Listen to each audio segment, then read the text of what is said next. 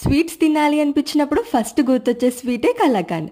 కానీ పచ్చి కొబ్బరితో కలాకండ్ ఎప్పుడైనా ట్రై చేశారా? ఇంట్లో పచ్చి కొబ్బరి ఎక్కువగా ఉన్నా కానీ ఇలా ఈ స్వీట్ ట్రై చేయండి, చాలా టేస్టీగా ఉంటుంది.